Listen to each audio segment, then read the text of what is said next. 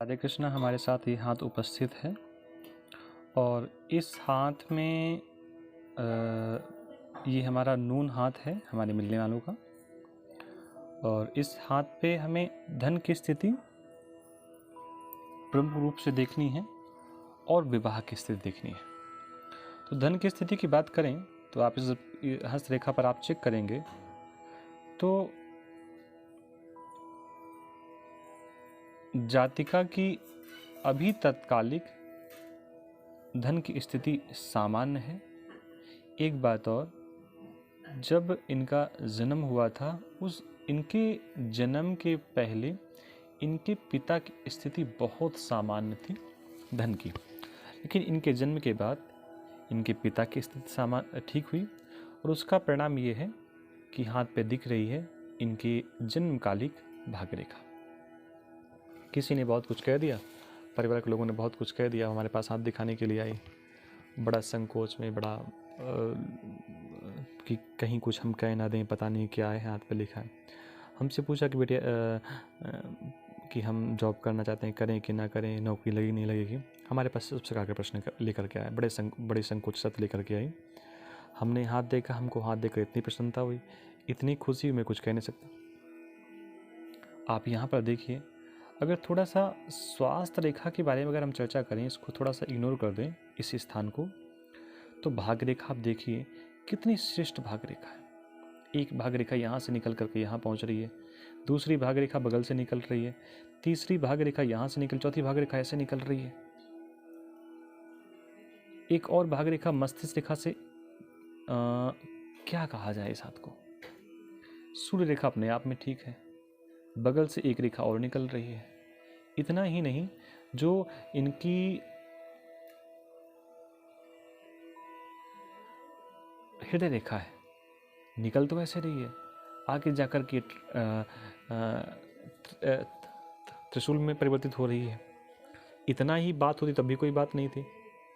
उसके साथ मैं अभी धन की स्थिति बात कर रहा हूँ, एक रेखा ऐसे निकल रही है और यहाँ से ऐसे एंगल बना रही है, दूसरी रेखा ऐसे एंगल बना रही है, तीसरी रेखा यहाँ से निकल करके ऐसे पहुँच रही है और यहाँ से ऐसे एंगल बना रही है, आगे निकल करके यहाँ बना रही है। स्वास्तिक का चिन्ह हाथ पर बन रहा है। शुभ हाथों की बात मैं कर रहा हूँ। मस्तिष्क रेखा निकल करके आगे एक हिस्से पे ये बढ़ गई, दूसरे हिस्से पर ये बढ़ गई।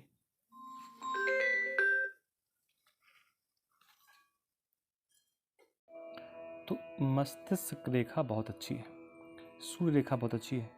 इतना ही अच्छा होता, और देखिए यहाँ पर जो ये बुध की रेखा है, यहाँ पर भी अच्छी है बुध की रेखा, और साथ में बुध की रेखा पर बड़े सुंदर निशान बने हुए हैं।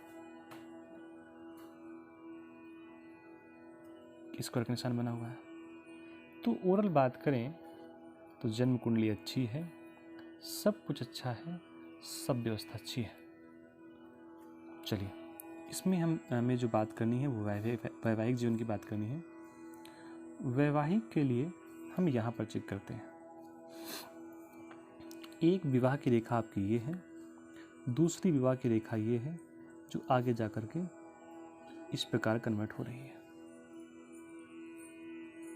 देखिए, दो विवाह रेखा होने का मतलब दो विवाह होते हैं, लेकिन जब भी कोई रेखा आगे जाकर के इस प्रकार कन्वर्ट होती है तो ये उस संबंध को डिस्टर्ब करने के अलावा कोई दूसरा इसका उपाय नहीं होता। यही इसका गुण होता है, ये इसका स्वभाव होता है।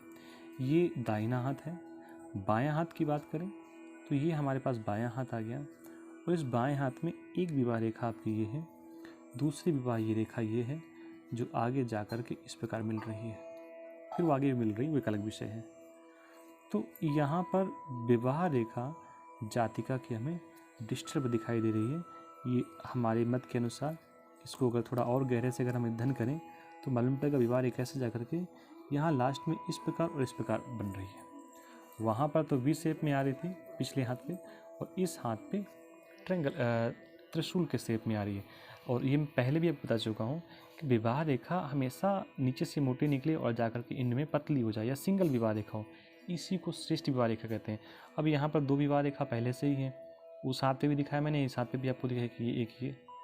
वहाँ पर स्थिति ये थी कि पहली विवाह रेखा बड़ी थी, छोटी दूसरी थी। यहाँ स्थिति क्या है, दूसरी छोटी है और ये बड़ी है।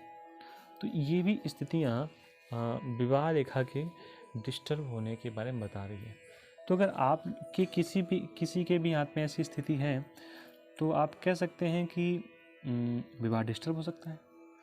तो ऐसी स्थिति में सबसे बड़ा उपाय ये है कि व्यक्ति को सबसे पहले चीज़ अपने पैरों पर खड़े हो जाना चाहिए, ताकि कभी कोई जीवन में ऐसी स्थिति आए कि अलगाव हो, अलग रहना पड़े या कुछ ठुकराव हो वहाँ से, तो कम से कम आप अपने आप को सेफ जगह, सेफ जोन पर ले जा सकें। और वो कैसे ले जा सकते हैं, वो ले जा सकते हैं जब आपके पास धन होगा। यहाँ पर एक चीज़ जो और भी है, उपाय के रूप में ऐसा कहते हैं कि दुर्गा माता की आराधना की जाए, जगदम्बा की आराधना की जाए, दुर्गा की आराधना की जाए।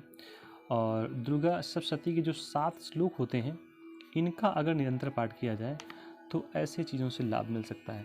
गाय को भी अगर रोटी खिलाई जाती है, रोटी खिलाने की स्थिति ऐसी हो कि गाय की जो नाक है और गाय की जो लार है, अगर ये दोनों हाथ पे लगती हैं इस स्थान पर, तो यहाँ पर जो डैमेज रेखा दिखाई दे रही है, इस पे भी परिवर्तन आ सकता है। ऐसा हमने अपने गुरुओं से सुना है, कई लोगों के जीवन पर देखा है।